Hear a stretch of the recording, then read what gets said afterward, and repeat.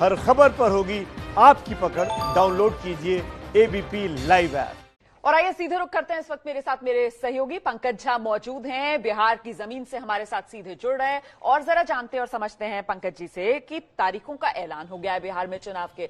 अब तो टिकट और उम्मीदवारों के नाम सामने आने चाहिए ना। यहां तो अभी तक गठबंधन में कौन किसके साथ होगा, सीट बंटवारा कैसे होगा, यही साफ नहीं है पंकज। बिल्कुल साफ है। देखिए कि 2015 जो 5 साल पहले चुनाव हुआ था रोमाना, उसमें जेडीयू और आरजेडी एक साथ थे। इस बार बिल्कुल उलट है। एनडीए में बीजेपी है और जेडीयू है, उधर कांग्रेस और आरजेडी है मेन।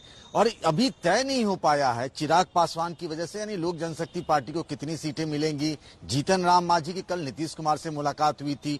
एक तो पहले है कि कौन पार्टी कितनी सीटों पर लड़ेगी। बड़े भाई के रोल में जेडीयू रहेगी, ये तय है, कह दिया गया है कि नीतीश कुमार कैप्टन। उसके बाद सीटों का एक्सचेंज भी होना है, क्योंकि 2015 में अलग थे। जिस सीट पे बीजेपी भी लड़ी थी, वहां पर जेडीयू भी लड़ी थी। अब वहां कौन लड़ेगा, सीटों के एक्सचेंज को लेकर के हालात बिगड़े हुए हैं। चिराग पासवान को कैसे समझाया जाए, वो एनडीए में बने रहेंगे, इस तरह के संकेत मिल रहे हैं। इधर जो यूपीए है उसमें भी यही हालत है कि एक तरफ तो उपेंद्र कुशवाहा अलग निकलने की राह पर हैं, उसके बाद जो दूसरी पार्टी है मुकेश सहनी की, सन ऑफ मल्ला, उसे कितनी सीटें मिलेगी, लेफ्ट पार्टियों को कितनी सीटें मिलेंगी, कांग्रेस और आरजेडी के बीच में बहुत ये है। तो चूंकि चुनाव का ऐलान हो चुका है, इसके बावजूद सीटों की अदला बदली, सीटों की संख्या को लेकर दोनों खेमों में बड़ी माथापच्ची है। बिल्कुल, बहुत माथापच्ची है। और मैं ये समझना चाह रही हूं आपसे, आपने बिल्कुल सही कहा कि एनडीए के अंदर कम से कम बीजेपी और जेडीयू में ये तय है कि नीतीश कुमार जो है वही चेहरा होंगे।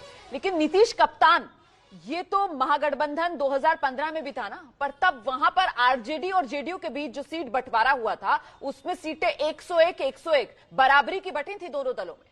और यहां एनडीए के अंदर हम देखते आए हैं कि 2010 में जेडीयू के पास बीजेपी के मुकाबले ज्यादा सीटें दी गई थी चुनाव लड़ने के लिए। तो इस बार के फॉर्मूले में नीतीश कप्तान तो हैं, लेकिन सीट बंटवारे पर क्या ज्यादा सीटों पर झुकेगी बीजेपी जेडीयू के सामने? देखिए, ये करीब करीब तय है कि इस बार जेडीयू अधिक सीटों पर लड़ेगी, भले ही एक सीट अधिक लड़े वो बीजेपी से। लोकसभा चुनाव जब हुए थे, 40 लोकसभा की सीटें हैं बिहार में, 17-17 यानी 50-50 का फार्मूला चला था। बीजेपी 17, जेडीयू 17, बाकी 6 सीटें जो हैं वो लोक जनशक्ति पार्टी चिराग पासवान की पार्टी को मिल गई थी। तो वहां ये कहा गया कि नहीं, हम ज्यादा दे रहे हैं आपको, बराबरी वाला भी छोटा है। यहाँ विधानसभा में चूंकि अलग हालात हैं, नीतीश कुमार चेहरा है, कैप्टन है। जेडीयू ने अब घोषित तौर पर ये नहीं कहा, लेकिन आपस में समझदारी है कि वो बड़े भाई के रोल में रहेंगे। बीजेपी उससे 1 सीट या 2 सीट जो भी हो, कम सीटों पर लड़ेगी।